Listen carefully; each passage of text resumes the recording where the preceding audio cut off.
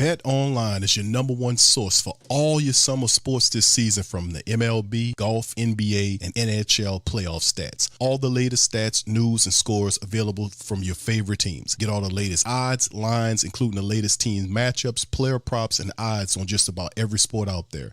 Head to the website today or use your mobile device to get into the action. Bet Online, where the game starts. Who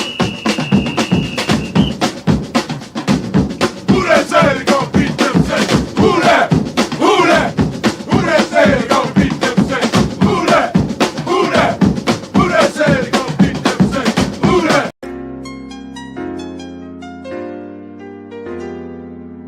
Yeah. Boogie like Benson, I'm a who that. I'm a who that. Long as I'm living, I'm a who that.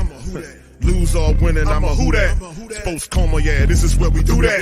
Where we do that, where we do that, where we do that, where we do that, where we do that, Boogie like Benson, I'm a who that. I'm a who that. Sports Coma, this is where we do that. Where we do that. Welcome, welcome, welcome. Somebody please better help. Running this thing like Elf. I thank God every day I'm not a felt.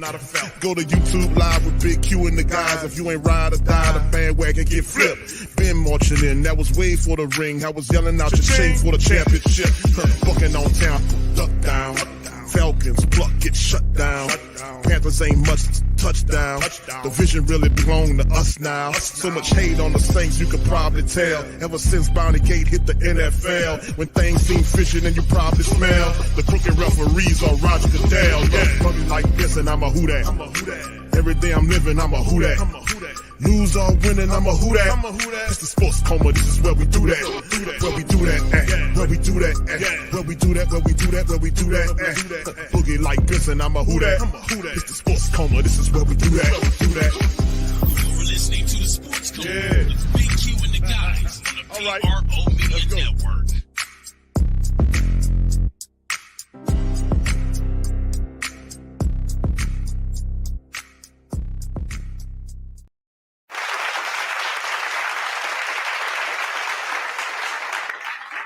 All right, man. What's happening, man? Let's get it popping in the mighty Who Dat Nation. Welcome, welcome, welcome. You're now rocking with the Sports Coma with Big Q and the guys, where we have intense, entertaining, educating, and enlightening sport talk from your favorite sports fam. Shout out to the fam, man. I'm up in this thing. Saturday Night Saints Talk. I'm not going to keep you guys very long on tonight's stream. Boy, I'll tell y'all in trouble if I'm a Baptist minister on Saturday. I'll tell you what, man. That's right. Don't keep us long. You already know how I'm going, brother. I promise y'all, I'm not going to try to keep y'all long tonight. It's Saturday, eventful Saturday, man. And listen, watched a very excellent boxing match, man. I ain't going to lie to you, man. It was absolutely phenomenal watching the Tyson Fury versus Alexander Usyk matchup. If you guys didn't get a chance to catch that, man, it was absolutely phenomenal. It was awesome. And Usyk was able to get a split decision over Tyson Fury. And it was pretty cool, man, watching that happen, because we witnessed something that we didn't see in a very long time, man, which is pretty much the heavyweight division undisputed unified champion. That's the first time that one heavyweight has held all belts since Lennox Lewis did it like 20 years ago. So it's not an often thing that you would see that, like when you talk about boxing, the king of all fighters is the heavyweight champion. That's how it seemed. That's how it goes. The traditional thought process. So we watched a coronation of sorts, if you've seen the fight, as Usyk defeated Tyson Fury by a split decision. It was a good fight, too, because early on, Tyson had him, and then he was playing around. He was a little too much play. You got to take care, but you can't play around with a fighter like Alexander Usyk. That's the whole thing, is they've been underestimating this guy for his whole damn career. And Tyson Fury paid a heavy price. And I was watching the press conference, and they sitting up here congratulating. And I don't congratulate that guy, man. He played around and did this finesse thing all that in front of the man. The man beat his ass and won it. He stopped playing around in the ring and handle business like he's supposed to. Well, it cost him. He got his first loss tonight, and they're supposed to do they're supposed to go back at it again in October, middle October sometime. They're saying the 12th or the 13th of October. We'll see how it goes, but it's going to be the same thing. This guy's good. He beat Anthony Joshua. He beats all the people you put in front of him because he's very skilled. And you can't play around with him and do all this kind of finesse game. You're going to get your ass beat. So he lost tonight, and let him stop playing around next time. Don't play. There's some people in this world you don't play with. And he's not one of them guys you play with. But anyway, shout out to the fan. Appreciate y'all being in the stream, man. Me and my son watched that one, man. It was a good fight. But I wanted to kind of switch gears. We're going to talk some footballs, black and gold football tonight. And I don't know if you guys caught this one, and I had a chance. This came across my timeline a couple of days ago, and I forgot to cover it on the show. I was supposed to cover it on the show, and it just got sidetracked.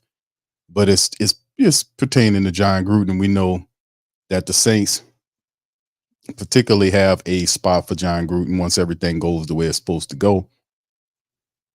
And right now we knew that he was supposed to go to court and have a decision on what was supposed to happen going forward.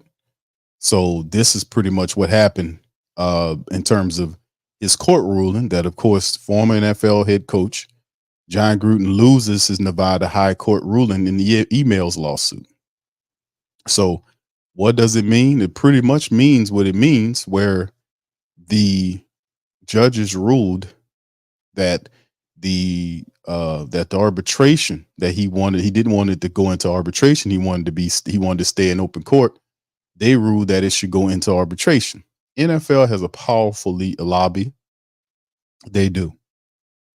They're worth billions and billions of dollars, and they use that billions of dollars. Like they had this guy up in Mandeville who had a lawsuit against the Saints, I think it was. He had a lawsuit against the Saints a couple of years back. Y'all put one in the chat if y'all remember that. He was suing them about what happened with the NFC.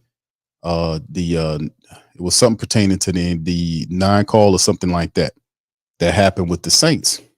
And they had a bunch of lawsuits. Everybody's stuff got shut down, but his didn't. His lawsuit didn't get shut down because it was under a certain amount.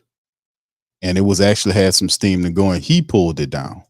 And he said it'll be a distraction on the team, which is stupid. If you're distracted by a lawsuit, you're not a professional. They got stuff going on a lot more difficult in life than a lawsuit. And your little piddling ass lawsuit wouldn't have distracted anybody. It was just a bull crap excuse for him to pull it down. He probably was paid to do it. But the NFL wins again in this regard, because what it does is it says that it votes that it should go into arbitration. Well, who's the king arbiter in the email ruling? It is the man that he's accusing responsible for leaking these emails. And it's very commonsensical when you go over the documents. It shows exactly that, it basically rolls out that it was a handful of people that picked through thousands of emails, picked his emails out, and they wanted to get rid of him, and they demonized him. They got his ass out of there. And they were pretty much, and there was investigations that pretty much did it. But the NFL wins this one because they vote for it to go to arbitration, and the arbitrator is Roger Goodell, and he will not rule against himself. He will not rule himself guilty of leaking the emails. So, but John Gruden says he's going to still try to fight this thing. Let's delve into this article right here. Former NFL coach Gruden lost a Nevada Supreme Court ruling Tuesday in contract interference and conspiracy lawsuit he filed against the league after he resigned from the Raiders in 21. But it said he will appeal. His lawyers say he will appeal this decision, but it's not over. So the 3-justice panel split 2-1, saying the league can force the civil case out of state court and into private arbitration. That might be overseen by Goodell. And Goodell is the dude that he's saying did it. It's just these people are amazing. Gruden's attorney, Adam Hosmer-Hainer, said he will appeal to a full 7-member state high court to hear the case. The panel split decision would leave Nevada an outlier, where an employer can unilaterally determine whether an employee's dispute must go to arbitration and also allow the employer to adjudicate the dispute as the arbiter. The attorney said. Attorney Cannon Shanmugam, I hope I said that right, representing the NFL, declined to comment on the ruling, of course. Gruden's lawsuit filed in November of 21 alleges the league forced him into resigning from the Raiders by leaking racist, sexist, and homophobic emails, and that sent many years earlier when he was at ESPN. The panel majority, Justice Whatever and Christine Pickering, said Gruden expressly acknowledged in his contract with the Raiders that he understood the NFL Constitution allowed for arbitration to resolve disputes. So they saying contract that he signed says that, hey, guess what, player? You signed this, and you have to understand that by that right, any disputes or whatnot has to go to arbitration. See, the NFL has had this to happen before. Well, it gets sued all the time, and it's lawyers that run the thing. It's the same with the NBA. They're attorneys and lawyers. A lot of time, the elected officials, most of them goes. You got some doctors, but a lot of attorneys and lawyers, and they understand legalese, they understand contracts and all this kind of stuff, non-disclosure agreements, all this kind of nonsense that's going on nowadays. But they understand what's going on, and they know how to end all around it. Plus, they have a NFL has power politically, and they can be able to make things shake if they need to. They can pull strings if they need to, and this is pretty much protecting themselves. As Gruden says, I don't like it, but arbitration will protect the NFL and John Gruden. I mean, not John Gruden, the other guy, the jackass. What's his name? Goodell, the scumbag. They'll protect him. But anyway, that's a bit of news right there. He appealing the decision, and it's the latest on this case. And why is this prevalent to the Who Dat Nation? Because we know once his legal matters are over with, we know that the Saints are interested in bringing Gruden on as an advisor because Derek Carr wants him, and we know there'll be probably like a little special seat there that they'll bring him on to the team eventually. So that's how it is. Okay, so anyway, Gundam says, Q, are you hesitant about the Rattler potential as a franchise QB for future fam? No, I'm not hesitant about him. I think he's right where he's supposed to be. I think he'll be all right. Being picked in the middle of 15 picks into the 5th round will make him play with a chip on his shoulder. He'll play with a chip on his shoulder, and I think that's good. I think that is good. I think he will probably be. He has the potential to be, and it's not really saying much, but this one, I mean, how many quarterbacks the Saints actually drafted that really did anything outside? I mean, when the last guy we drafted did anything for us that represented and it really took the team and they won games? And I can't think of one except for you have to go all the way back in the day to Archie Manning. The last time the Saints drafted a quarterback that actually meant something. Most of the time in recent memory, you think back some of the quarterbacks the Saints have drafted, like Ian Book and Sean Canfield, and I think didn't they get Mark Bulger? And he didn't do nothing for us, but he did for the Rams. He went up there and helped the Rams win. So I mean, there were quite a few quarterbacks the Saints drafted, but they never turned into nothing. The Saints didn't develop the QBs into nothing. I mean, even if you talk about Chase Daniels, he wasn't somebody they drafted. He was an undrafted guy that they signed here. So I mean, when is the last time we've seen the Saints draft a quarterback and he turned into a franchise thing? Because that's not a point of emphasis for the team. They always look for veterans or something like that. They're going to free agency and see if they can find a veteran that fit what they need to do, because they don't develop the quarterback well here. Think about it. But I do think Spencer Rattler has a unique tool set in terms of what he can do, and I think he's intelligent, and I think over time he could be somebody that can turn into something if you develop him just like anybody else, All right, shout out to the fam, man. Thank y'all for being here. Much love to the fam. Appreciate everybody, man. Appreciate all of you guys for being in the building, man. Y'all do me a service and hit that like button. Yeah, you're right. Randy said, yeah, they gave Tyson Fury 5 extra seconds. Same thing they did in the Deontay Wilder fight. Tyson Fury messed himself up. Don't play. Some people you don't play with, man. Stop playing, man. Take care of business. You don't play against a fighter like Alexander Usyk. You don't play with the guy. You get in there and get him up out of there. Don't play with him. He was in there playing and putting his arms behind his back and leaning on the ropes like Muhammad Ali, dude. You're not Muhammad Ali, brother. You're not Muhammad Ali. Cut it out. And the dude beat his ass in good form. Next time around, he won't be playing no games like that. He'll take that man seriously. All right, so anyway, let's move into the next one, fam. We're going to cover this, man. This is a interview right here from NFL.com with Cam was on there, man. And I think it's the last meeting that they did with Cam because I think they're supposed to be shutting down Total Access, the show from the NFL. They about to shut it down to do something else. TNT's doing the same thing with Inside, with Barkley and all those guys. They've been on TV for a very long time. And eventually, that gets old. And they had a nice little run, but its time is up. So anyway, we're going to listen to this by Cam. Y'all put one in the chat if y'all can hear this, what Cam was saying about stuff for New Orleans. It was just really interesting and fun. Cam, boy, that dude, there's something else. But y'all put one in the chat if y'all can hear it. Talk to us about NFL rivals and what you're doing. Do we have NFL rivals? Yeah. There's the Saints and everybody else. What do you mean? Whoa. Fair enough. Okay, they say maybe when me and Steve were playing, Okay. it was Carolina, it was Steve versus our DBs. But it wasn't Carolina versus us. We're better. You posted your Senior Bowl picture not that long ago. You look the same. Exactly the same. Same haircut now, too. I might be a little skinnier. Back then I was running out of 3-4 defensive end spot, so I was probably like 290-ish. Now, I'm like 10 pounds lighter. I might be a little faster than I was back in the day. With Cam Jordan, you never know what you're going to get. Probably some viral soundbite, but he was drafted by the Saints and been riding with them ever since. He's the team's all-time franchise sack leader. He's also an all-pro defensive end. Cam, welcome in as we celebrate Total Access. You've obviously been a part of the show over the years. It's really special to have you with us as we wave goodbye. Man, a goodbye sounds so final. Like that sort of hurts. I mean, I feel like I grew up on the show. I sort of did. I was in my 20s. First time I was on it. Now I'm in my 30s. Okay, yeah, I did. Yeah, Cam. Well, first of all, thank you for being here, man. But you got a new teammate in Chase Young, man. Just talk about how he's fit into that locker room and what it's going to be like having another first rounder on the other side of you. Another one. I mean, I think Chase Young is going to be great for our defense. We already got Carl Granderson, who's stellar this last couple of years. I think with growth, him being on the opposite side, when he gets right, help physically, he's going to be another piece that we can add on. At some point in my mind, I'm spinning like it's got to be me, Chase, and Carl Granderson on the field at the same time on a crucial third down. And I'm probably going to have to go in the middle. I don't care.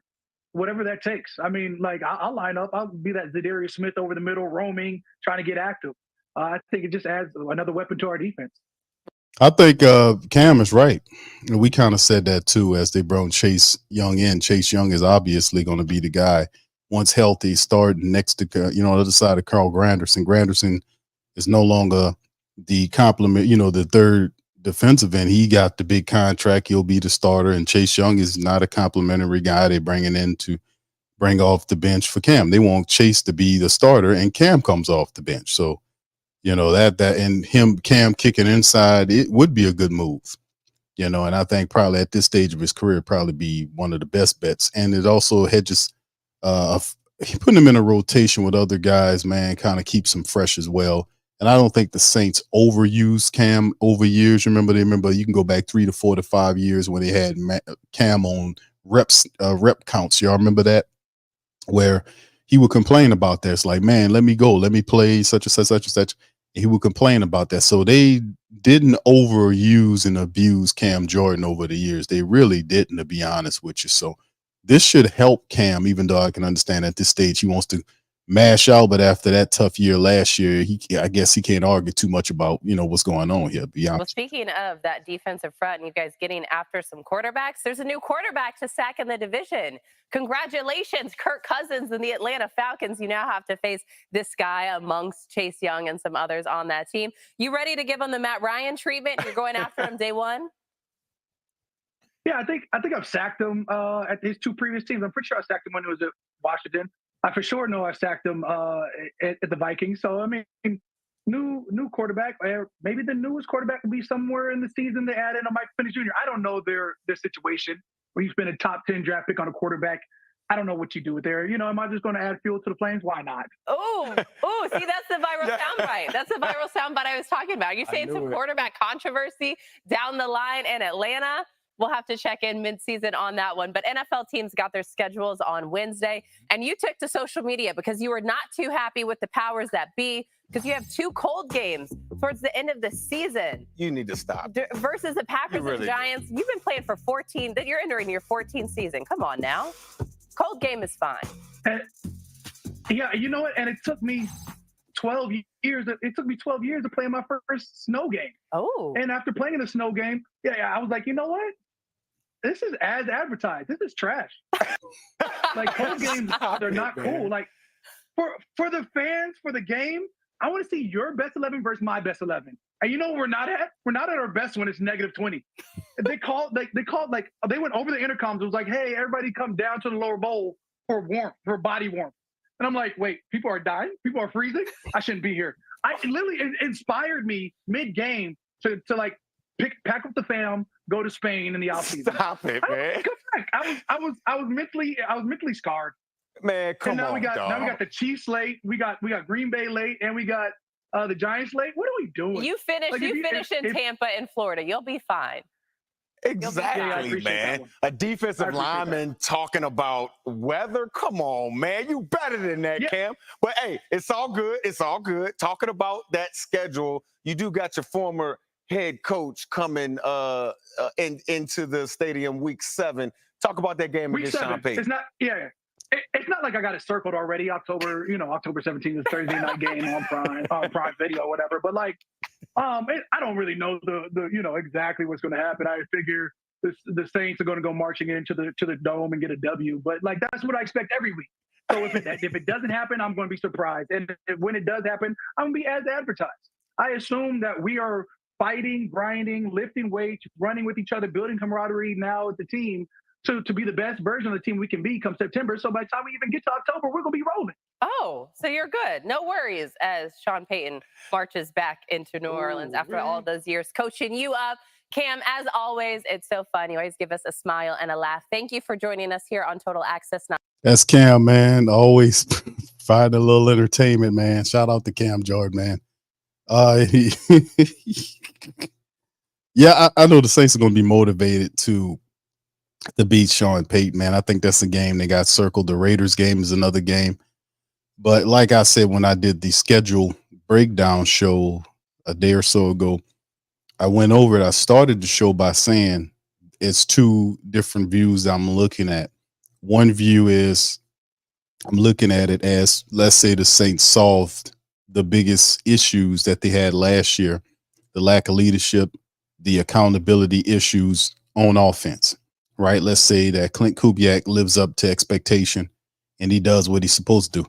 He's not 100% perfect, but he does enough to get the offense going. That's how I did my first count. And then I came back around and said, after I did the first prediction, I think it was 10 wins. I said, if they do what they're supposed to do, they should be able to get 10 wins. And then the out of code or the off code, if they can't fix the issues, I'm looking at 6 to 7 wins. So it dropped by a couple of wins there. But there are some wins in the schedule that if the Saints handle their business, they should be able to get. But like that Sean Payton game where he's coming back down here, the Raiders game, those should be games that the Saints should win. We said should, but you never know with the black and gold, especially the current black and gold. They don't always do what they're supposed to do when they're supposed to do it. And that's been the maddening part about it.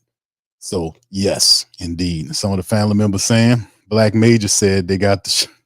Let me see if I can find the right button here, man. With the, there it is.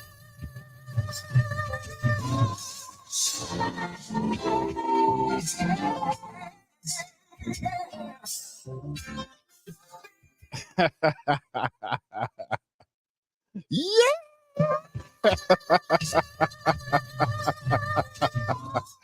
Oh man. But yeah, that's what it is, man. They got a show. They got a show. And anyway, let's move on to the next item right here, man. I got 3 items I wanted to go over with you. The last one, this is somebody sent me this. I forgot. I forgot who it was.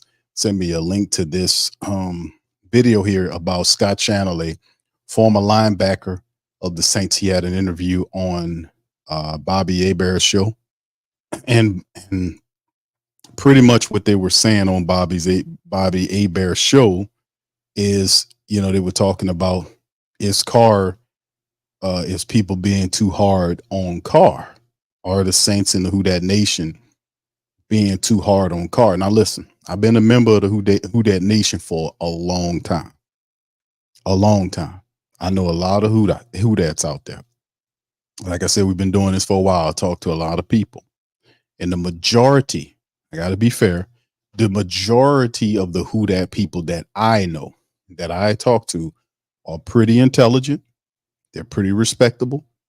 They know what they're talking about, and they're well-rounded people. They're meaning they're well-rounded, not in just sports, but in entertainment, in life, and majority of them are successful in what they do.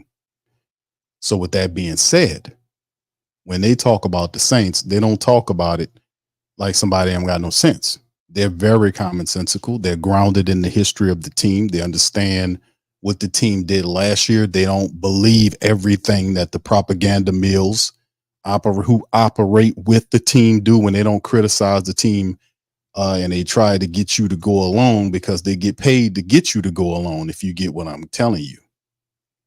But in the end, they always tip their hand one way or other. And when you think about that, and when you put everything together, that's why the Great Saint Think Tank is so effective in what they're saying, because they're highly intelligent people, big time.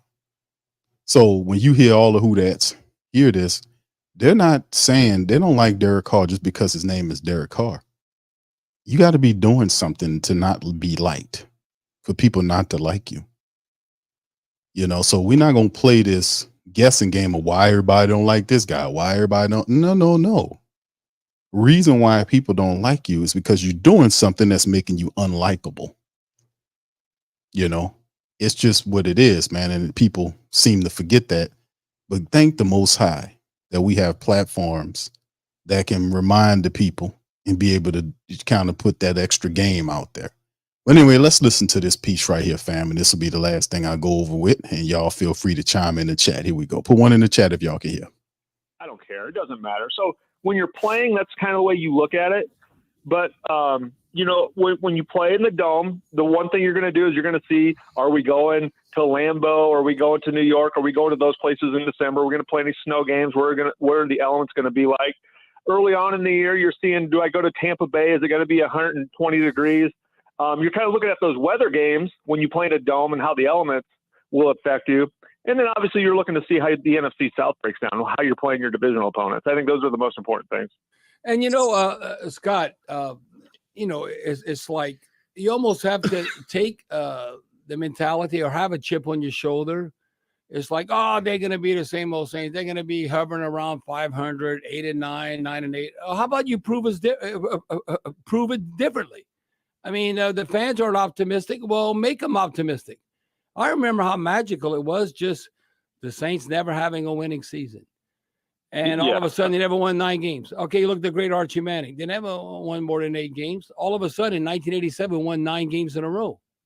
And then the adversity with the strike and all that. We only played in 15 games. We ended up finishing 12-3. No one thought we would do anything before that year. So that's when, as a player, you can control, and you have to almost take pride in your craft. And that if you have an opportunity, well, if the fans aren't optimistic, we'll make them optimistic. Like, I don't know, Derek Carr, what he's going to do, and Dennis Allen, all. Well, that's a challenge for them, because the fans are going to show up if you win, and you are going to show up even if you don't win. But if you truly want them to be in that number, and to be excited about the season, well, you control that as a player, and that's where you got to take pride. And that, listen, you're highly compensated, and listen, I'm all for money, but then it goes more than that, because once you play, it doesn't matter what you make and how you're competing, and have a little pride to bring back truly when you were a part of, and Sean Payton and Drew Brees, how the expectations were. I just hope we get back to the playoffs, or can we get the double-digit wins? It was like, no, can we represent the NFC in the Super Bowl? I think that once you achieve that, and you were part of that and winning a Super Bowl and all that, you can't go backwards. That's why, fans say, oh, I'm ready to put the bags on the head. No, them days are over. Yeah, please stop that. Once you have winning seasons and you're a champion. No. No. See, I was agreeing with everything he said up until that point. First and foremost, history lesson. The bags came out because the team wasn't listening to the family base. The bags was an attempt to demean the team because the people were telling them that they didn't like the direction of the team. They were ignoring the family base. The bags came out to demean them because it wasn't just the bags. They had signs and every damn thing coming out, riding on the team. And they do what most of them do when they go through certain points. They want to tend to ignore the support base, what doesn't bode well for you. The ain'ts and the bags came out because it was an attempt to get the organization to understand that they wasn't playing no games, that you wasn't going to come here and get all of this money and get all these resources and mislead and misdirect and misrepresent the support base. It's not going to happen.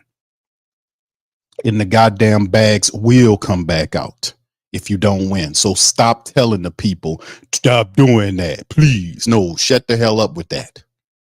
They're doing it because the reason is tell the damn team to represent the support base better.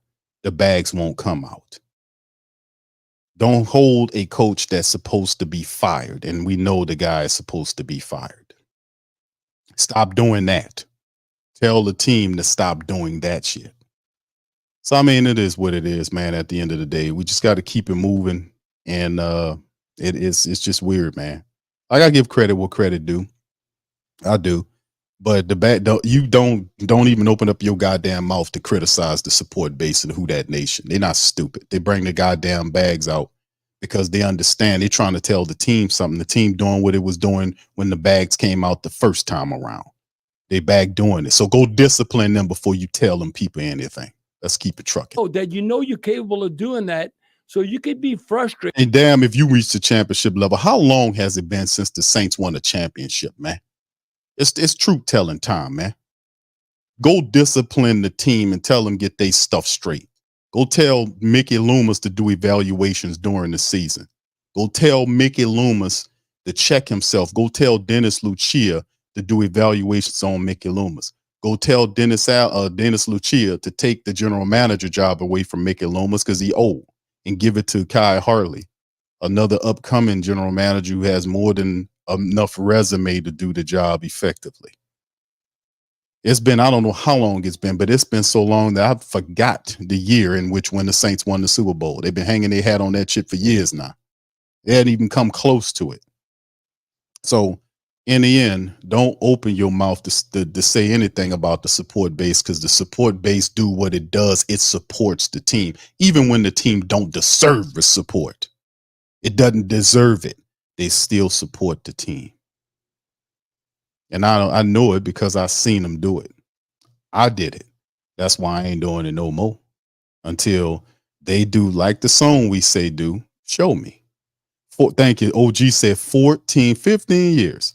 14 or 15 damn years that we seen that. That is absolutely awful and horrible. It's been that long. It's been that damn long since the Saints won the Super Bowl 15 years ago, 14, 15 years ago, still hanging their hat on that. So yes, indeed. It'll be, the bag's going to come back. It's been 15 years. You ain't win no championship since then. And the type of moves the Saints they making right now, does it have a championship-esque feel to it? Does it? It doesn't, fam. Here we go. But you should never have that loser mentality and put bags on your head.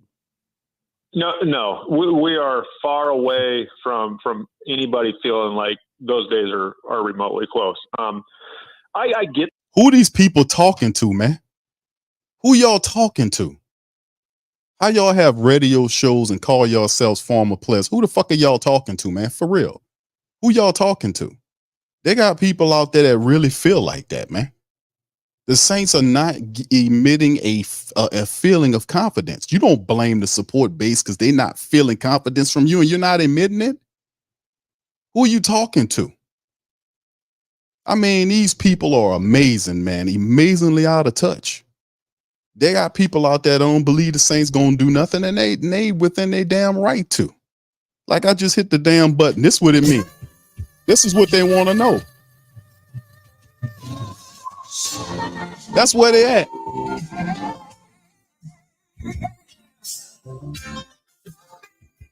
They on show me level. You know why? Because you haven't given them anything.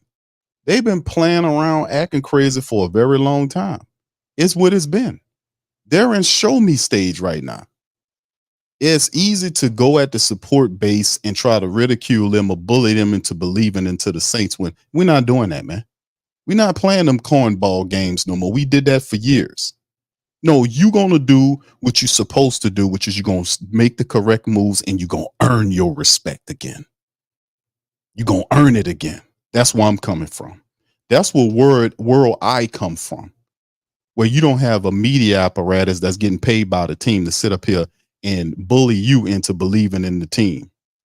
Oh, you don't like the Saints because you ain't a diehard. No, you're a dumbass if you try that. Don't let them play that bully, weak ass peer pressure game on you. Don't let them do that. You make these people prove themselves, fam. Make them prove it. Make them earn it. Make them earn it. That's how the real world works. Business people in the business, and these propagandists want you to believe it, but it works one way for them and not for you. With anything in life, you have to earn. You got to earn it. Unless you out there going to take it the wrong way, you're going to lose it. You got to earn it. Thank you, Shrine. Appreciate you, fam. Appreciate you for the super chat, man. It is ridiculous, man. It's absolutely ridiculous. That's fine. And like I said, man, I'm gonna give a shout out to the mighty entire the Who Dat Nation, the Great Saint Think Tank, the entire Who Dat Nation, the entire Who Dat community. My boys Randolph and Hoodie and Teal with the Nola Bros and all the family members, Derek and Strike 7, everybody, man.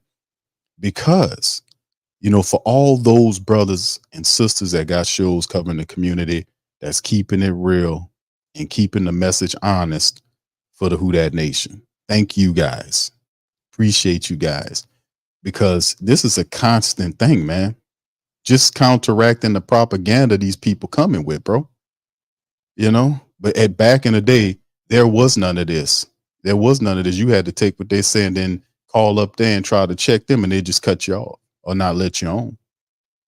It's a new day and time with narratives. You can't control the narratives no more, and they can't stand that, brothers and sisters. I tell you that straight up. Let's finish this up. Where do these people come from with this? It's a frustration. I think, when you look at obviously the success we had, and then those years from 2016, 2017 through 2020, probably could have won a Super Bowl or two in between there. Right. The fans' expectations when you win 9 games and you miss out on the playoffs, everybody wants to always blow everything up. And there will be change. That's just the way it is. In the NFL, there's going to be different coaches, there's going to be different players. But here's the one thing, and I try to tell Saints fans this all the time. The Saints organization is one of the most functional organizations in pro football. It is no longer one of those dysfunctional organizations that free agents don't want to go to, that college kids hate getting coaches through 2020. Probably could have won a Super Bowl or two in between there. Right. The fans' expectations when you win 9 games and you miss out on the playoffs, everybody wants to always blow everything up. And there will be change. That's just the way it is. Ain't nobody talking about blowing nothing up at no 9 games. Nobody's saying that. Or just blow it on up. I'm not saying that. Nobody's saying that. You got an older team. We know the team built on older players. There's not nobody saying blow the team up after 9 wins. They're saying get rid of the coaches, what they're saying. That's what they're saying. Always running around. They're not saying blow the team up. They just want a competent coach that makes the calls when they're supposed to and not let the offense fail the whole year without going over there changing up nothing. Can't dispute that shit, huh? Why we can't hear any of that? Why is that never the narrative to hear why the Saints offense failed? Well, because Pete Carmichael, that would be, hey, man, I'm gonna tell you, that was Pete Carmichael stanking it up over there. No, it wasn't just Pete Carmichael stanking it up, man. That wasn't what all that happened. Dennis Allen picked Pete Carmichael to be his offensive coordinator. He let him twist and burn on the stake. He didn't go over there and correct anything, despite the fact that Who Dat Nation kept saying, hey, bro, You need to change this around. You need to do this. You need to do that. He did nothing. He did nothing. He just stayed doing what he did. He kept making excuses. He did nothing to change the offense around. He didn't demote Pete Carmichael and put Ronald Curry in as the play caller. He didn't demote Marone as the offensive line coach because the offensive line was stinking for most of the year and put Jari Evans in control. He had all of that power, said he was going to change, didn't change anything. And then at the end of the year, when everything fell apart, then they come back around and say, hey, I'm pissed. And we were one game away. No, it don't work like that, player. We're not going to let you spin narratives. Like we're not going to be able to break down a weak. These are weak narratives too. They don't have any strength to these narratives that they're talking about. Nothing that they're talking about has any true strength. It's all spent in protection and in complement of team narrative. It's the excuse matrix that they come up with every year. It's an excuse matrix of why the Saints fail. You see, you know, they're the Saints, the most competent team out there, dude. They're not the holiday most competent team out there, and people want to come to the Saints. Saints can't afford nobody. That was a bad signing of Derek Carr, $150 million contract. They couldn't afford that. You know, they couldn't do that. They couldn't afford that. And they were late to the party making adjustments and changes during the season when you can't do that. Then you couple that with the fact that you got a 20-something year or 30, however long Mickey Loomis being here, sitting up there telling you he's not doing in-season evaluations because he's too emotional. How's that play? Why aren't you talking about that shit? It's the excuse matrix, man. That's what they are. They spend the excuse matrix, man. In the NFL, there's going to be different coaches, there's going to be different players. But here's the one thing, and I try to tell Saints fans this all the time. The Saints organization is one of the most functional organizations in pro football. It is no longer one of those dysfunctional organizations that free agents don't want to go to, that college kids hate getting drafted to. It is one of those places that when they show up and they go in the locker room, they're like, man, this is a family environment. I love it here. And that's, I take pride in that because that wasn't the way it was before 2006. So I think there's a lot of pride that Saints fans should have, even though the wins haven't been adding up.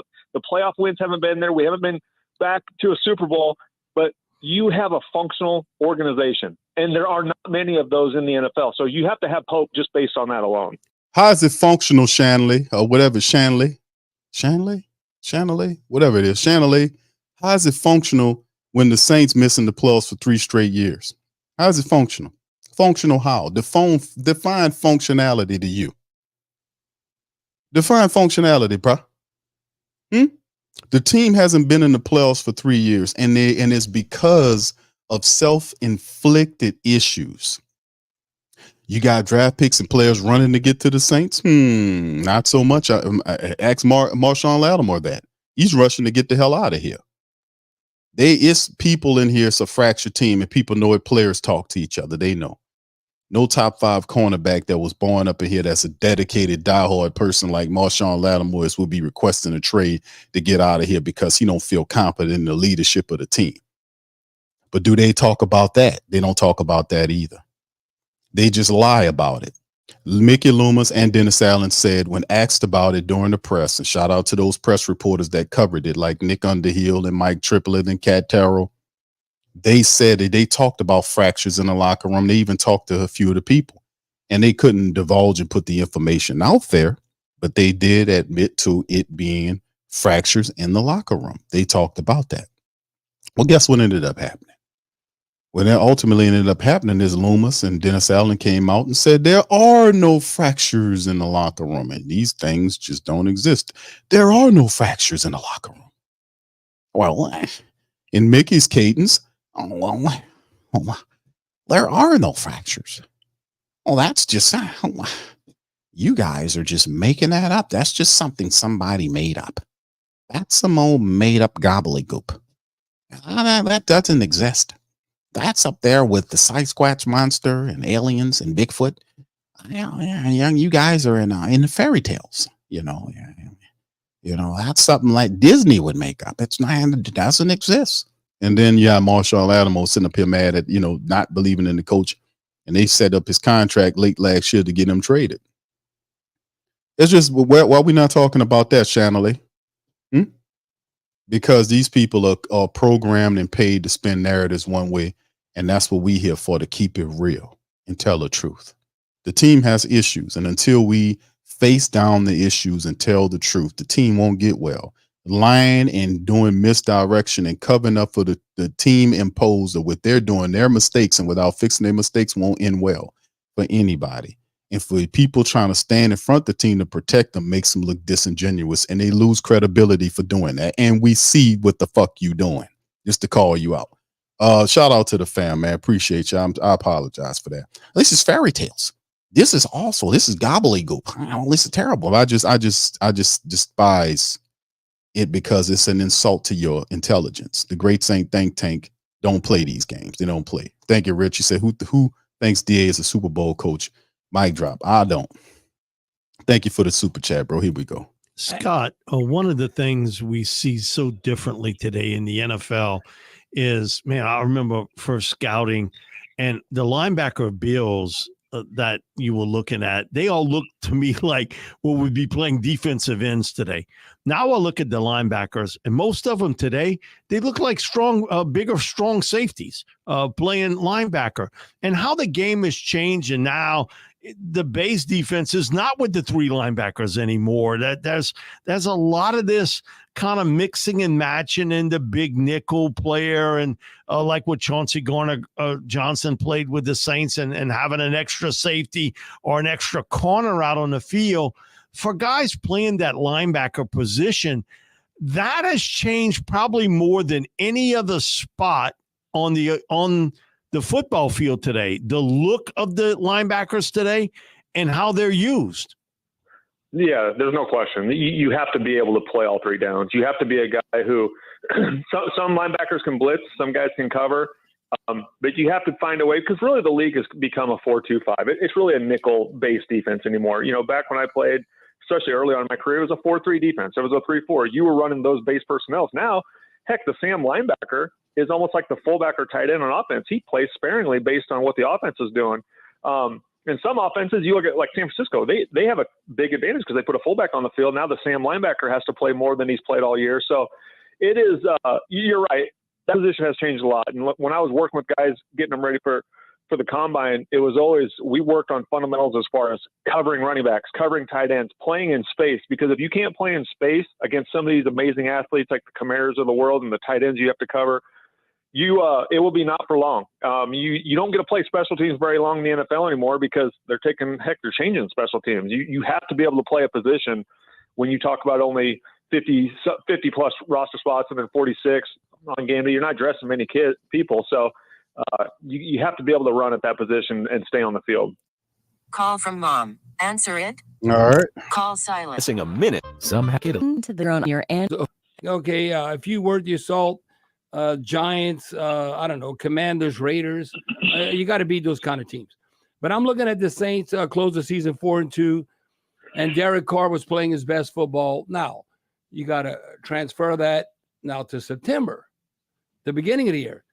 Do you know he completed 74.5, not 71, 72, 74.5% of his passes in that stretch in 6 games?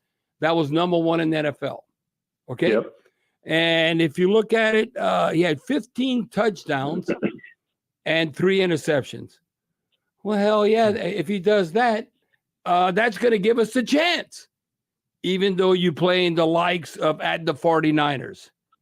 And well, I'm saying at the 49ers. No, that's the preseason game. When you're playing like the Eagles at home or at Kansas City, or just go throughout like the Panthers. Yeah, he didn't have to have an unbelievable game, but even at Dallas, the Eagles at home, then you got the Falcons or whatever, that's and the Chiefs. So just looking, I think this is the season, and you look at Derek Carr and where you're at as a quarterback in your career, that how you finished the season, the last 6 games, man, that's amongst the best in the whole league.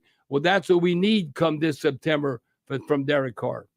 Yeah, there's no question. And you said some of the fan base is 50-50. I don't even know if it's that high, and I think it should be. It should be more, because I was just going to rattle off the stats you did. Derek really finished the season great. Now, my thing with Derek is I was excited about the acquisition. I thought he was kind of the missing piece of the puzzle. I thought we'd win the AFC South. He was banged up, didn't play well. I was a little down on some of the leadership things, maybe some of the things he said after the games. as far as taking the responsibility and not. And then he finished the season extremely strong and looked really good and looked like the Derek Carr that everybody kind of thought we were getting. Now, the only thing I ask of the fans is, if you're going to criticize, you got to give him credit. And I don't feel like people gave him enough credit at the end of the year for the way he played because there was tons of criticism. I still listen to it now. We draft a guy in the 5th round and everybody wants him to be the starter. I'm like, listen, there's a reason. You've heard it. You've heard it. Yes. I mean, it is so strong that I'm like, okay, maybe if Spencer Rattler becomes a starting quarterback for the Saints someday, heck yeah, that's a dynamite pick. It's not going to happen year one. People need to pump their brakes a little bit because Derek Carr is a really good quarterback. Spencer Rattler's got a long ways to go in terms of becoming a starter in the NFL. But can he do it? I don't know.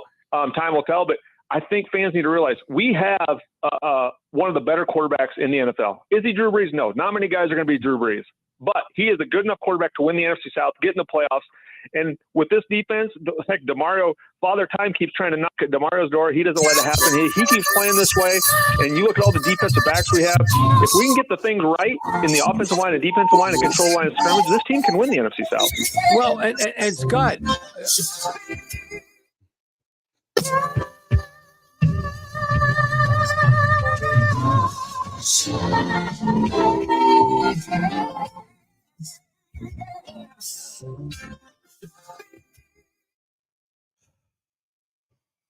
These people, unbelievable. Give them credit. This dude, what does this guy do? Does he work for the Saints? Does this guy work for the Saints? Does he work for the Saints? What does this Chanelay dude do?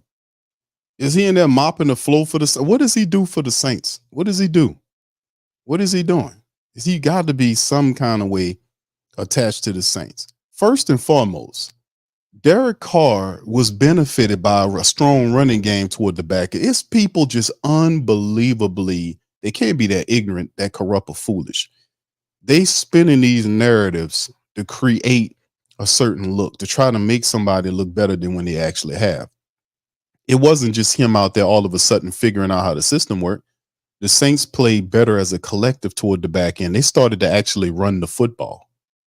He benefited by a stronger running attack, stronger offensive line play. He started to work the play action toward the back end of the year. What are these people talking about, man? Do they even watch these games? They're going to pull out, well, he was the best quarterback in 6 games. And why we still didn't get the playoff then, Abel? Man, these people just sit up there and just spin these protective narratives for the Saints. They just sit up there and kiss Saints ass all damn day. Weak ass criticism, but at the same time, give Derek Carr credit. Derek Carr played better because the offensive line, the team offensively played better. The Saints ran the football better. He got into the play action, and it helped him because the Saints wasn't utilizing they weren't running the ball effectively, and they were misplacing trust in Derek Carr early in the season when he did not know the full offensive play. He didn't know the offensive skill. He didn't know the sets totally where he could run them competently. And you know this because you can go back in your recollection and remember at least 4 to 5 times a game, Derek Carr and his wide receivers would not be on the same page. He would throw the ball on the out, the guy was cutting in. He would put the ball on the out route, the guy would stop on the comeback route. All this kind of other stuff was going on, and he was in constant conversation on the field, telling his wide receivers where they were supposed to go and where they went. It was constant going on between wide receivers, tight ends, and Derek Carr, missing each other at least 4 to 5 times a game. They wasn't on the same page. And this happened for the first several months of the season, well into like 8 months of the season, where the Saints would have the same stuff, where they wasn't on the same page. Toward the back end of the year, and we know Derek Carr got hurt during that period of time. And my thing is he shouldn't have played. They had him pumped up on painkillers. His eyes was bucking and he was out of his mind. That boy didn't even know what planet he was on out there toe up. They're talking about he got healthier toward the back end of the year. He didn't get healthier toward the back end of the year. When the year was over with, he said that he couldn't do anything for 2 months after the season was over with. He couldn't do anything for 2 months. That's what he said in the interview with Tom's Picayune. We covered it on the show. And they asked him, how could he have done what he done during the season? He said it was the miracle of chemistry or something like that, which means they was pumping him for painkillers, shooting him up with the dope to make him not feel any pain. It was shooting the man up, which is totally unhealthy and unwise to do Derek Carr. I was actually pissed with the Saints for doing him that. It's not like, because you're trying to create something. They're trying to justify the $150 million and forcing them. Derek Carr was hurt badly last year. He shouldn't have played. And pumping him up with dope for the entire season. And then after the year over with, 2 months after the season ended, he said he couldn't do anything because he had to heal from the injuries that he sustained. During the offseason, he wasn't getting the good dope. They break out the needles and all that shit during the season. And you could see he wasn't right. His eyes was bucking. Remember that? His eyes was bucking out. And I was looking, I was like, man, this dude shot up on painkillers. He probably don't even know what fucking planet he's on, man. It's just amazing, man. But you don't hear none of that. That's why it's a difference, fam. It's an obvious difference. Please hear the difference between bullshit and fact. And I had to hit Glenn on him because he started going off on some bullshit. And I'm like, dude, did you get elected to be these people reps? You're supposed to be telling the people the truth. You're not supposed to sit up here and spin narratives for them because they gave you a paycheck. You're supposed to be the people who are actually paying you to play was the supporters. The Saints get the money from the supporters to pay you. That's where they get it from. They're not printing it in there. I hope they're not printing it in the building, up in the price. But they get it from the supporters to give it to you. Your first loyalty should be to telling the people the truth. And that Derek Carr didn't do all that stuff by himself. He played better, yes, he did, but it was in league with everything else the Saints was doing. The running attack and everything else, the offensive line, all of that played better. And that is the truth. That is the truth. So I can't go on. I'm gonna just stop it right there, man. The BS is ridiculous. Okay, Hakeem, what's up, Hakeem? How you doing, my brother? He says, Chanelay formerly, yeah, he works for this. Okay, there you go. There you go. There you go. I was like, yeah, that sounds just like a kiss ass, a butt kisser. You know, they was the most functioning Saints are the most functioning or one of the most functioning organizations in the league. And what you mean by benefiting because they're making money? How functioning are they? A football team that got a stacked team every year and they can't get to the playoffs. Oh, that's real functioning. What's your definition of functionality? Man, get the hell out of here with that bull, man. I be losing these disrespect. Tell the truth, man. Tell the truth and shame the devil. There's too much lying and misdirection and bullshit going on right now anyway. Stop lying and tell the people the truth about what's going on with these people. Stop trying to protect these people and they dead wrong with what they're doing. Tell them to hire better coaches. Get an actual leader as a head coach and stop running the good old boys circle over there. Actually bring more basketball brains into the organization at the executive level. Reformat or reorganize the organizations, which is the Saints and the Pelicans. Take Dennis Lucia and turn him into a chief operation officer because he's the top businessman. He handles the business affairs. He don't know nothing about no football. And bring in football people, at least 2 people up at the top to be along with Mickey Loomis and take the general manager job away from him and give it to Kai Hartley. Bring more people into the team at the highest level that can have an organizational meeting so it don't be a football cult going on, because that's what's going on. I was on the Pelican postgame report the other night, and I called the Pelicans a basketball cult because you got a bunch of people running around. David was Griffin running around talking about, we got good humans. They're good human beings, and then they're getting their teeth stumped in the playoffs by OKC. We don't want choir boys, and we want people that's good people at the same time. They got some meanness and some toughness to them. Those are called warriors, by the way. We don't need a bunch of choir boys. We don't need people that's in a constant agreement with each other about the direction of the team. Yeah, y'all making money because you have an extremely patient support base, but that doesn't run its course. You don't abuse the hell out of that. They done abused the hell out of that, and we ain't going for that no more. That's it, man. You think you gonna get what you got from us? That's a done deal. We're not doing that anymore. That's over with. All right, Uncle Paula says, Q, remember they did the same thing to Drew Brees when he cracked 6 ribs, and they did the same thing to Derek Carr. That's why both Brees and Carr played and looked so bad playing hurt. Yeah, I remember what happened when they yeah, I remember, man. Yeah, I just don't like what they did, Derek Carr.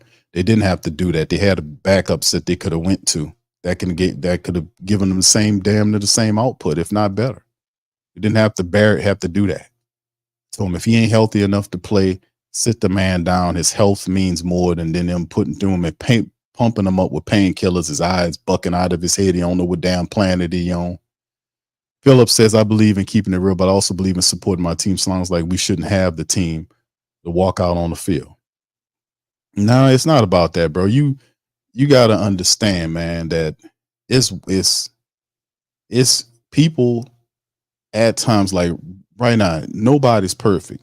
But if you got issues with the team, and these are really valid issues, by the way, and then you got people spinning narratives away from what the issues are, there's going to be a split down the middle. You can't get away from the disgruntlement. They got players that's disgruntled in the team because the team ain't winning. You got a disgruntled family base that's mad about the Saints not winning because the Saints they tell too many lies and make too many excuses. That's the problem. Stop lying and stop making excuses. Stop keeping people that's not credible and get rid of some of these people. Get rid of some of these people that's not winning anything. Get them out of here. That's what they need to do. Change things up at the highest level. It's too many people like Gail that don't know enough about football, or Dennis Lucia that don't know a lot, over relying on Mickey Loomis, and he been here for years. I think the game done passed him by in many regards. And he admitting that he don't do no evaluations. He talk like he's an elitist when he's not. He's just a worker, and he criticizing the people for criticizing that the Saints ain't being productive. They're not making the play. What kind of bullshit is that? You can't talk shit to the supporters when they dead wrong. They're not saying anything that's wrong about the team. You don't fix your mouth to go at the support base when you're failing. You're failing, not me. We're talking about you failing because you have not gotten this team in the playoffs for 3 years while spinning a bunch of narratives and making excuses. Enough. And then you get people to try to bully you back into believing in the Saints. Believe in the Saints. No, we ain't believing in nothing you talking about. You've proven yourself to be irresponsible. You've proven yourself to be untrustworthy. You're going to have to earn your way back to the support base. You're going to have to earn your way back to it. You have to earn it. That, in other words, that's a bad relationship. When you putting your all into something this other person ain't doing. They're not giving you what you giving them. That's a bad relationship, fam. And we don't have no time for no bad relationships. I'm going to keep it $1.15 with you on that. It's crazy, man. All right, Brother Phillips said that's for sure, but I believe defense wins championships. Yeah, I like the defense, but bro, at the end of the day, we talking about man, the Saints have the talent. This is every year. Almost like we live in somewhat of like a Groundhog Day or something. We living like in Groundhog Day. It's really weird. It's really weird. It's like Groundhog Day. Like you see something, you see it happen. It's like They Live, like with Roddy Piper. Y'all remember that corny movie They Live when he had the glasses and he seen the alien people. Nobody else could see him without the glasses. It's weird because like you put the glasses on, you see things, and then people be like, yeah, this, that, and the third. And I'm like, fam, we're not going to be able to get into winning unless we fix this, because that's why we're not winning. A lot of it don't have nothing to do with play on the field. It has to do with the leadership above the team, because when stuff really get hairy, what does the head coach do? Is he if the offense struggles with Clint Kubiak, because it's going to struggle at some point, does he go over there and say, hey, man, do you need something? Do I need to do this? Do I need to do that? Like he did? Well, previous history says he doesn't do it. He just leave him alone. Doesn't, and that's not going to work. You need to get over there and see what you can do to make it functional. And that's what Mickey Loomis needs to do with Dennis Allen. He needs to peek over his shoulder and make sure he's doing what he's supposed to do. They're not doing none of that, fam. That's why the team is losing. You don't adjust when you're supposed to, you're gonna lose. And there are other teams out there that are doing that and that are beating the Saints. So a lot of times we got a lot of talent, but at the same time, the Saints got real deep issues that they lying about that they don't want to address, and that's a problem. Brandon Davis said, "What's up, bro?" Says Q. Mark my word. Remember something about Gail and the GM going to come out really soon. Remember, I said, "Okay, brother, I'm gonna remember that." I got you, brother. Hakeem says the super domestic next season will be like SoFi Stadium when the Chargers play games. There will be the fans from the other teams outnumbering the home teams. Indeed, bro. He says Dennis Allen is 24-46 as a head coach in the NFL. Indeed, bro. Where's the history there? All right, thank you, there, Hakeem. Brandon says Gail and Mickey about to be okay. All right, brother Brandon. I'm gonna remember that. I'm gonna remember that. But like I said, fam, listen, man. To all these people out here, and this is a lot. Shout out to the Saints News Network. Shout out to Nick Underhill, Mike Triplett, Cat Terrell, Rod. What's Rod's name? Rod Walker, I think his last name is. I'm not certain. If I messed it up, Rod, my bad, bro. But shout out to them guys, because those guys, they be doing it, man. They be telling the truth as best they can. They really do. They be giving you the real. They be trying to do it in a way where they don't get hammed up. You know what I'm saying? They try to do it. They try to keep it as real as they possibly can. But these other guys running around here making these excuses for the Saints, talking about their functioning organization when they hadn't gotten the playoffs in 3 years. They're a functioning organization when people, some of the best players, are, like a Lattimore he lost faith in the team and wants to be traded. Functioning organization when Mickey Loomis doesn't even do his job as a general manager during the year, doesn't talk to any players, doesn't do in-season evaluations. I keep saying that because that's so ridiculous, man, in his face. But that's a functioning organization, pal. You don't know what you're talking about, bro. You don't know what you're talking about. And these radio show hosts from WWE, they're some of the worst. Mike Hoss is another one of these dudes that just kiss ass all the time. It's just sad, man. We got a whole that's why there's so many prevalent voices out there keeping it real. Just continue to tell the truth, family. Continue to tell the truth, man. That's what we got. Mr. O, what's how you doing, fam? Says here to support Big Q. Thank you, brother. Appreciate you, Mr. O. Thank you for being here. Brother Slim says the only way they listen to save the money. Yeah, indeed. It's a money grab, and we know it's a money grab. But we're gonna turn that spigot off, man. We're not going for the believe in the Saints nonsense no more, because if you have a credible person on top of the team that's really serious about winning, you got a team that got champion head coaches, that's young coaches. Like, you got all these coaches out here, like McVay and all these other dudes that with the Rams and all that. You had all these really good coaches that was in the last hire, and the Saints set up there with Dennis Allen. Well, they get what they deserve. Now he talking about if he could just do, A-Bear talking about if he could just do what he did at the back of the end last year and do it this year, we might be having something. Guess what, bro? He got to learn a whole new system again. Guess what? He got to learn a whole new system again. And the key, and like I said about Derek Carr, Carr is not the key. The Saints running attack is the key. It ain't Derek Carr. Like I said, a lot of people don't like Derek Carr. I don't really have a problem with Derek Carr, at times. Like, if he don't be lying and pointing and blaming people. See, that's not a leader either. You can't be playing. You have to take the blame. You got the $150 million. You got to take the blame if you're the quarterback. You're going to take the blame, and that's how it go. Don't play quarterback. Don't do it if you don't like it. But you can't be pointing your fingers and blaming people. You can't not be the first one in and the last one to leave the building. You can't be making all these excuses and talking, because people see right through that. And New Orleans is really not the city. I don't know how the Raider people are, but in New Orleans, we really not the one to come with all that talking with, because we don't want to hear all that talking, bro. We are more interested in wins. And if you lose, it's not because you didn't give a full out effort. You see, that's what I'm talking about. All right. Pelican says, shout out to you. Oh, thank you. Appreciate you, fam. Much love. Tuck says, functional organization like checking the organs in the body. Indeed. All right. Philip says, did Lattimore lose faith, or is he no? Yeah, right. That's what I'm saying, Philip.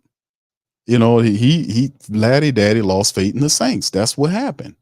That's what happened. they lost faith in the Saints, and that happened. He was one of these quote unquote fractured players, that didn't exist. They still got him on the team, by the way.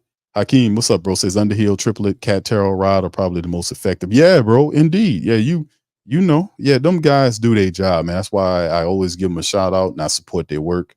And don't forget to throw Saints News Network in there with brother Kyle T. Mosley and over there. He doing the good stuff. He doing it right too. So there's a lot of really good people out there putting in that work. I always like to give people a shout out because they really appreciate that, man. When you recognize their work, because that it's like extra motivation to keep doing what they're doing, because we don't want them not to do that. So we want to support them in their work and encourage them to keep doing what they're doing, because we don't want them to not do that. And it goes to it all being all about protecting and covering the Saints like them other people doing. Let's be honest. All right, Tuck says Kubiak's the guy who made Brock Purdy a star, right? Mm-hmm. Philip says Carr has a skill, but not the mentality. Indeed. That's why I say it's not about Carr. Not to me. It's about the Saints running attack. If we can get that going, fam, we'll be fine. And like I said, and I sit up here and they spent that narrative and talked about Derek Carr with all them statistics, and he completed such and such amount of passes in the last 5 to 6 games of the season. And I'm sitting up there replaying those games in my mind while they talk. And I'm like, man, that was because the Saints offense played better, because they were blocking better and they were actually running the ball and getting into the play action, which is what I was saying at the start of the season, is that we need to get the play action, the running game going, so we can get into play action. That gives Carr the ability to do what he's really good at, which is taking a shot, throwing the deep ball. Carr is a gunslinger. His best pass is the deep ball throw. He loves throwing the deep ball. And the best way you can get get that ball down deep is get that running attack going. And that safety has to come down and support and run support. And that gives you one-on-one matchups with your wide receivers. That's favorable for the Saints. That gives a gunslinger like Carr an opportunity to get that ball out there in one-on-one. And Chris Olave will tap it to himself or run up under it, or Rashid Shaheed, they'll get downfield and make plays. That plays right into his nature. And when you start seeing him run the ball and getting the play action going, you've seen Carr thrived, because he was complementing the running attack. He was off the back of the running attack. They set up here and spin that narrative like he was doing all that shit by himself. Like it was just him, that he was the option one run. I'm like, no. No, that's not what happened. All right, brother. I keep saying, I wonder if Ty Grace is interested on his Saints $7 billion and only raising Canes. Yeah. Hopefully he don't, put that Canes in that Superdome, bro. It don't be $20 for, well, they kind of high anyway. YO says, well, salute to you too, YO. Appreciate you, bro. He says, I hope Clint got some nice plays drawn up for Taysom. Indeed, I'll be interested to see what his role is in that system. Dre says all the talking and the way Carr handled the lobby is why he's not liked in NOLA. Indeed, that's one of them, Dre. That's one of them. When he was talking, how he was handling him, the back and forths with Michael Thomas and other things as well. Like he was making all these excuses during the year and talking all this, and they were protecting him. And then you looking at the all 22, and he's staring down one side of the field. Guys are running one-on-one or wide open on the opposite side of the field. He never looks in that direction. And people's like, dude, the whole year was, can you stop staring down one side of the field? Because you're not supposed to do that as a professional NFL quarterback. You're not supposed to stare down one side of the field. Why? Because you selling the route to your safeties, and people over there staring at your goddamn eyes, fool. So wherever your eyes are, they're going to go, because they know most of the time if you're looking over there, the ball going to go in that direction.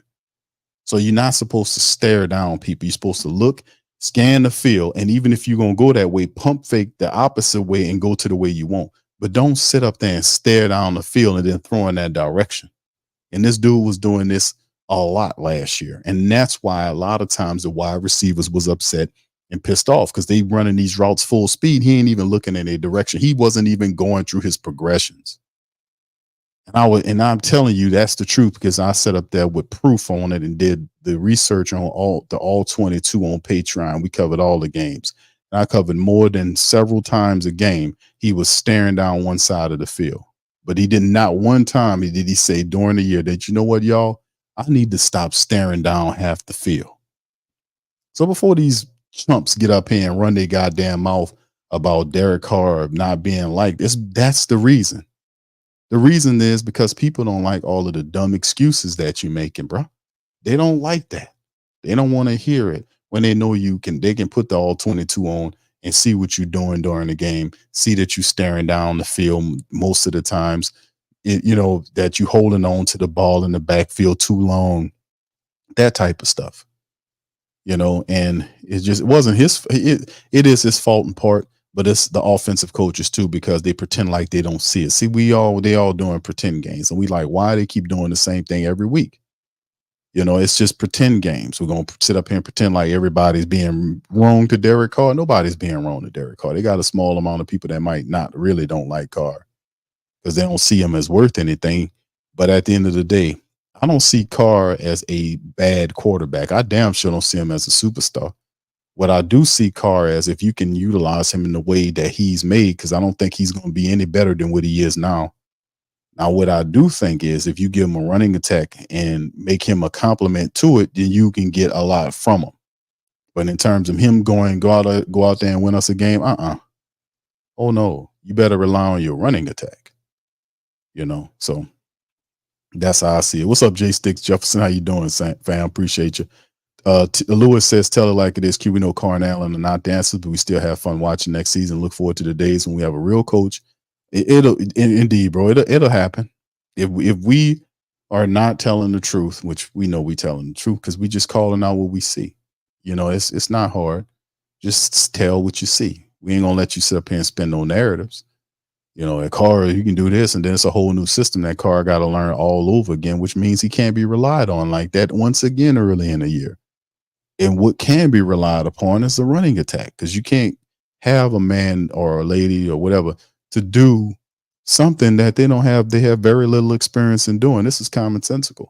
Millie Tuill says, been in the league for 10 years. CJ Stroud made a deep playoff run. Hell, Baker Mayfield has more playoff appearances than this fool. Indeed. Divine, what's up, bro? Says Five. All right, Julius, Carr's average. I agree, bro. I don't think Derek Carr is going to be better than what he is now. I mean, I think the best Derek Carr, and I've been saying this a lot to nauseum, that the best thing we see from Carr, the best version of Carr we can get is play action Carr. I keep saying that. Play action Carr is the Carr that you've seen at the back of the year, the last 6 games that A-Bear talking about with these statistics. That's play action Carr with a running attack and an offensive line was blocking correctly. Play action Carr. That's who they're talking about. And that Carr, you could have seen him early in the year if the Saints wasn't trying to rely on Carr to win games for him earlier, when the running attack wasn't there consistently. And then of course the red zone issues. Don't forget that. These people just forget everything. They don't remember the red zone issues that the Saints had that was self-inflicted when they couldn't get the ball in. Remember that? Put one in the chat if y'all remember the red zone issues. The Saints would get down the field, couldn't get in the end zone. And it was game after game. They kept Jimmy Graham, who's a 6'7" tight end, sitting on the goddamn bench watching the game. And people was asking Dennis Allen every game, why isn't Jimmy Graham in the game? If anything, he needs to be playing in the red zone because he's a big red zone wide receiver. Why isn't Jimmy Graham in the game? Why isn't Jimmy Graham in the game? Why isn't Jimmy Graham in the game? Is he hurt? No, he's not hurt. He's just waiting for his opportunity. And it was game after game. The Saints wasn't getting into the touchdown and then ultimately they finally stuck him in there. He gets a touchdown, helps him out in the red zone, and then he disappears. Then he pops up later on the game later, and then he disappears for pretty much the rest of the season, and he wasn't hurt. Y'all remember that? Put 1 in the chat if y'all remember what I'm talking about. Put 1 in the chat if y'all remember that. Put 1 in the chat if you remember what I'm talking about. Why they not talking about that? Why they don't mention that? See, you can't talk to know who that person that know what he talking about. You can't talk to us. You can't talk to us with that foolishness, man. You can't do it. It won't work. It won't work. We remember all of that. Even when you don't want to talk about it, we remember it. We remember the inflicted red zone snafus the Saints was having. They had Jimmy Graham sitting up there waiting game after game, and he had his uniform on, staring, waiting to get in there. And Jimmy was like, "No, I'm just being a good teammate, waiting." And they severely underutilized him, brought him back here to not to do nothing. And they needed help in the red zone. What was Dennis Allen on that? Why didn't Dennis Allen go over there and press Pete Carmichael to get Jimmy Graham in the game consistently? Where was he at on that? As opposed to telling you he's a good teammate, he's just sitting there waiting for his time and his number to be called. I'm telling you, man. People, you can't tell down hard who that people in the great Saint think tank anything. We don't fold to dumb, stupid, lying narratives. You know why? Because we have a memory and we know how to decipher the game. That's why I call it the Great Saint Think Tank. The Great Saint Think Tank is the smartest and most articulate, successful group of Saints people that I know. That's who they are. And it continues to grow week after week, day after day, because they don't buy into the lies and the narrative of the team. To simply be a believer without giving you any facts or evidence or any proof that they're doing what they're supposed to do. Just believe in me. We ain't got time to give our minds and hearts to you and you not doing what you're supposed to do, only to break them and let us down. We're not playing that no more. We're not doing that. We did that for years, and that is over with. You've abused it. You've lost it. We're talking truth talk now. So from this point forward, until we know better, this is the motto of the Who Dat Nation and the Great Saint Think Tank.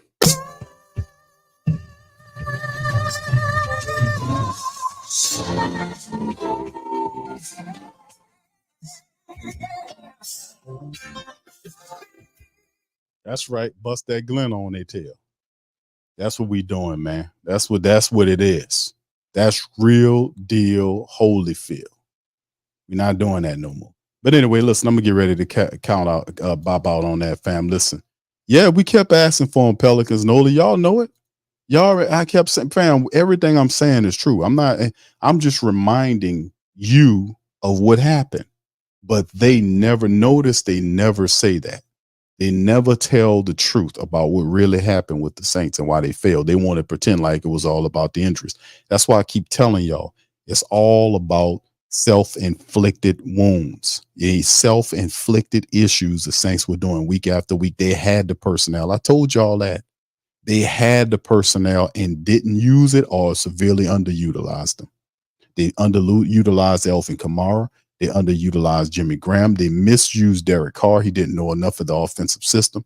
Doug Marrone should have been demoted and taken out of his position as the offensive line coach early. Pete Carmichael should have been removed as the OC, or at least his play calling duty should have been given to Ronald Curry. None of this happened. There was no changes. They kept it all the same all the way to the end of the year, and it was too late. Saints didn't put together. They lost too many games and couldn't put it together when they needed to win it. You had games that they could have won if Jimmy Graham was in the red zone, and they pretty much left them out of there with excuses. Well, he just his time. We wait for his time, and they losing games because they can't score in the red zone. 5 and 6, 7 drives in a row, the Saints getting field goals or can't get in a touchdown. Why they never mention that? Just asking. I'm just asking, fam. This is the type of stuff we think about when we going into the new season. Like, I like Clint Kubiak because I researched Clint Kubiak. I think Clint Kubiak could work, but then again, do we have enough talent in terms of the offensive line? Because when you talk about flipping this, they're talking about totally reworking the offense of the team, and that offense they put in is a lot different than what Sean Payton was running. It involves double motion and moves, so people got to be on their game. And then you got to have big offensive linemen that can move and pull. Guys have to understand what they got going on. So early on, you can't count on Derek Carr to win games for you. You got to use your best weapon, which is the running attack. This is a new system. He don't know nothing about playing in that system. I'm pretty sure it's going to be new to him like it is to most people on the team. You got a handful of people that played in it before. But when you've been playing in a different system, you got to switch back to it. You got to learn it again, similarly to what they got going on. So it's going to require the Saints to learn and win at the same time, like the Carolina game and all these other games. We'll see how it all works. But I do like Clint. but I don't like Dennis Allen. And can Clint win despite the fact that Dennis Allen is not going to, if Clint starts struggling, what is he going to do about it? You know, stuff like that. A head coach is needed at certain intervals of time to step in and make something happen. And that's the question I have. And it's because I don't like Dennis Allen, because Dennis Allen has shown me over these years since he's been here that he ain't nothing but a weasel and a backstabber.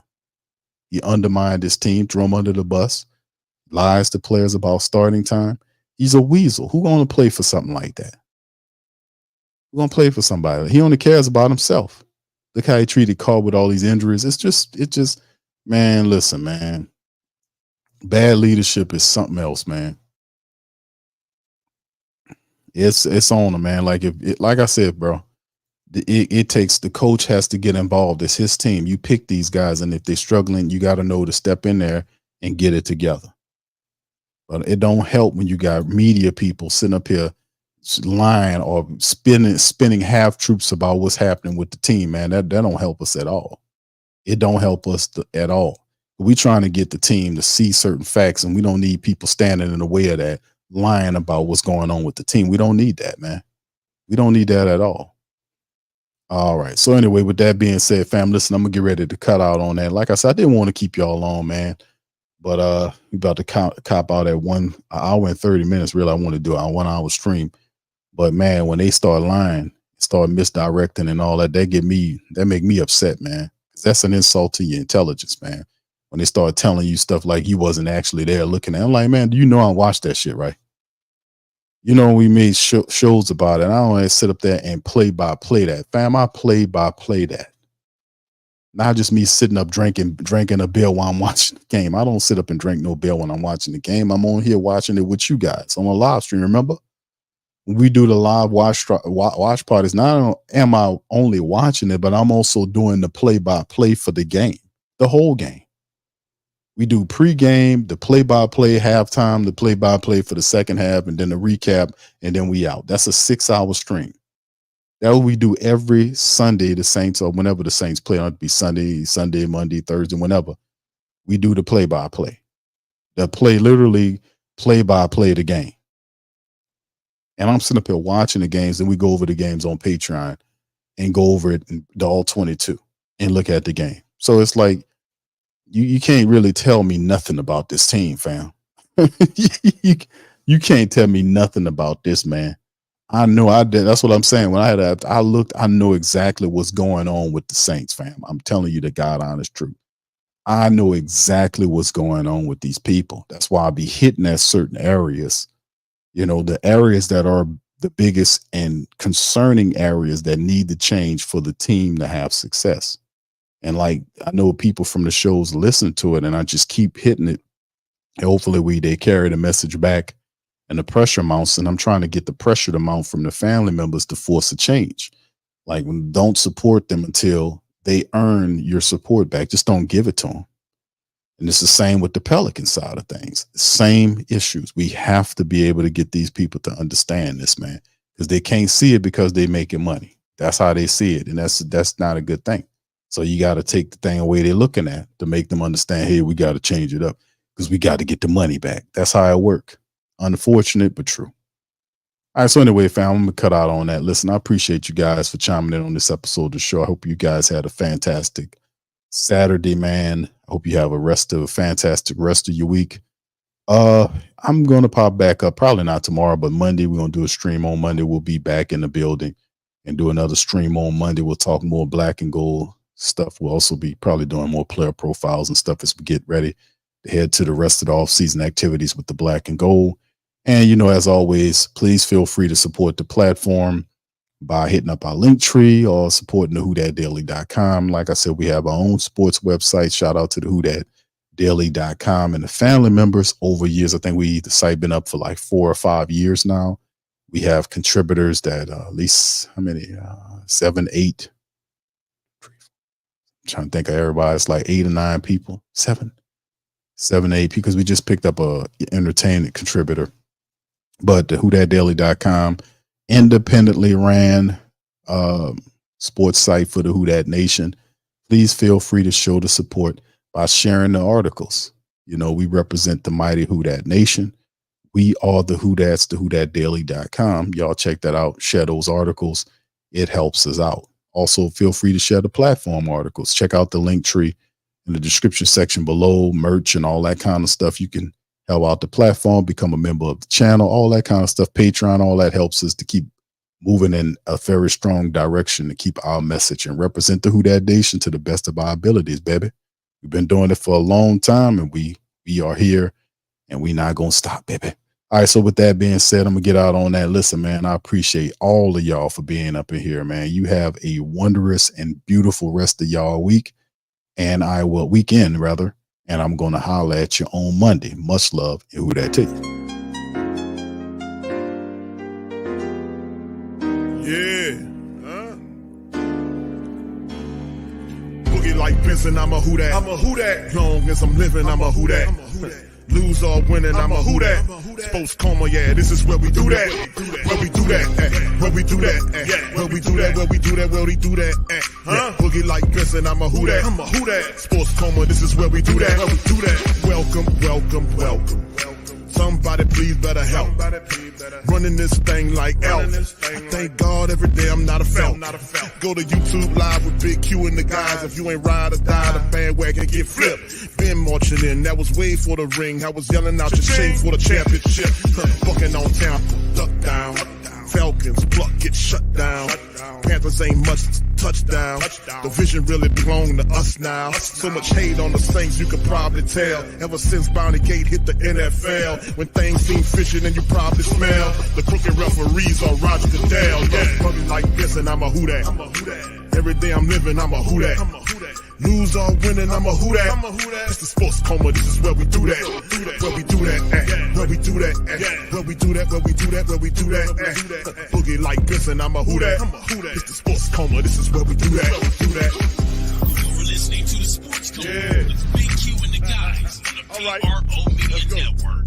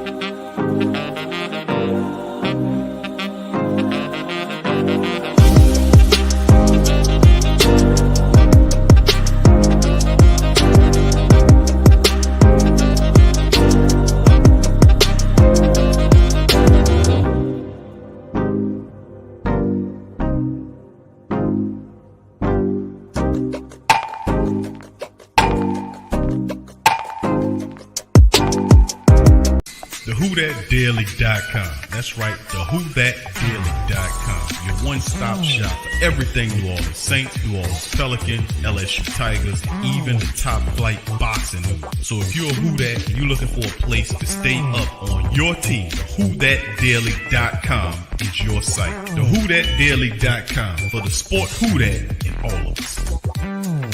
That's right, the Pro Shop is the platform store where you can go and buy all the latest merch to support the platform. Available at the Pro Shops, we have dozens of hundreds of products available for you and your family. Unisex tees for men and women, hoodies and sweatshirts, tank tops, kids and baby items, long sleeve tees, mugs, pillows, wall art, bath bedding, face masks, phone cases, stickers, bags, fanny packs, socks, hats, and many other items. Please feel free to check out the Pro Shops. The link is in the description section below. And remember, it helps the platform continue to